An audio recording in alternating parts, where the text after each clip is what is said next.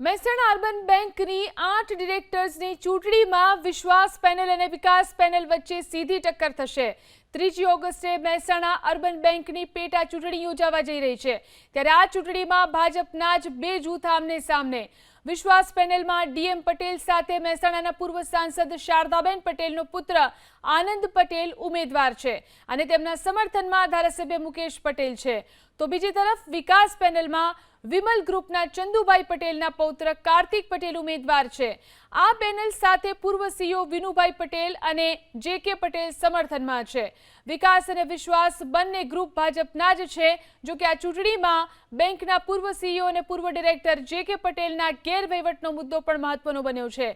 વિશ્વાસ પેનલે આરોપ લગાવ્યો છે કે બેંકમાં ખોટી લોનો અપાવી અને બેંકનું એનપીએ 1000 કરોડ કરતાં વધુનું કરવામાં આવ્યું। સાથે જ બેંકમાંથી જેને લોન અપાવી છે તેમાં પૂર્વ સીઈઓ વિનુભાઈ પટેલની ભાગીદારી પણ છે અને જમીનની ખરીદી પણ કરાઈ છે। આ તમામ આરોપોની વચ્ચે બેંકની ચૂંટણીનો જંગ રસપ્રદ બની રહ્યો છે।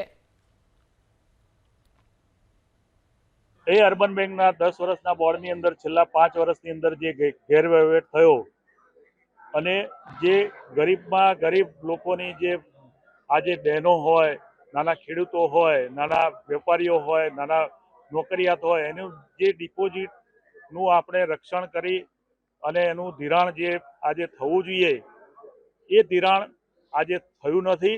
ખોટા ધિરાણો કરેલા છે, મોર્ગેજ ઓછા છે, તો સભાસદોને વિનંતી છે કે પારદર્શક વહીવટ માટે આપ વિશ્વાસ પેનલને ઉગતા સુરતને વોટ આપીને બહુમતીથી જીતાડશો તો અમે પારદર્શક વહીવટ આપવા માટેની ખાતરી આપીએ છીએ। અને આપણી બેંકને અત્યારે ઇન્સ્પેક્શનમાં એમને સી ગ્રેડ આપેલું છે, જે અમે એને સુધારીને એ ગ્રેડમાં કરીશું ને ટ્રાન્સપરન્ટ વહીવટ આપીશું કે વિશ્વાસ પેનલને વોટ આપીને અમને સમને વિજયી બનાવો એની અપેક્ષા રાખીએ કે 31/3/25 સુધી તો આ જે જૂના હતા જીકે પટેલ અને ચંદુલાલ એમનો જ વહીવટ છે અને એમના સમજના હિસાબો છે, એમાં જ ઓછો નફો થયો છે અને એના કારણે જ અમે ડિવિડન્ડ આપી શકીએ એમ નથી।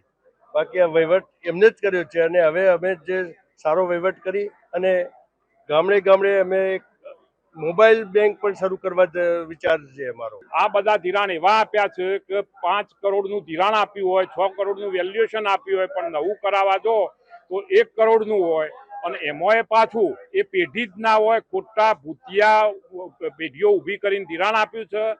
એનપીએ તો એમને ગણતરી થતી જ નથી। રિઝર્વ બેંકના નિયમ પ્રમાણે એનપીએ ગણતરી કરવામાં આવે છે, એટલે એનપીએ 1000 કરોડ એના લીધે જ થયું છે અને આવે એવું જ નથી। બેંકમાં લોન આપવાની પ્રોસિજરમાં પહેલું મોર્ગેજ જોતા હોય છે, એનું વેલ્યુએશન રિપોર્ટ નીકળતો હોય છે, પ્રેઝન્ટ થતું હોય છે બોર્ડ ઓફ ડિરેક્ટર્સ, સીઈઓ, આરબીઆઈના બી એક આપણા બોર્ડ ઓફ ડિરેક્ટર્સમાં મેમ્બર સામેલ હોય છે, એ બધા રિવ્યૂ કરે, ઓકે કરે તો જ લોનનું ડિસ્બર્સમેન્ટ થતું હોય છે। એમને કોઈ ઘરે પૈસા લઈ ગયું, કાઢી લીધા, ખબર પડી ના પડી એવું કોઈ તંત્ર બેંકમાં ચાલતું નથી હોતું અને આજે નથી ઊભું થયું, આ તો છેલ્લા 42 વર્ષથી સંસ્થા ઊભી છે। એમને કઈ રાતોરાત આવું થઈ જાય એવું પોસિબલ જ નથી અને આ બધી ખોટી વાતો છે।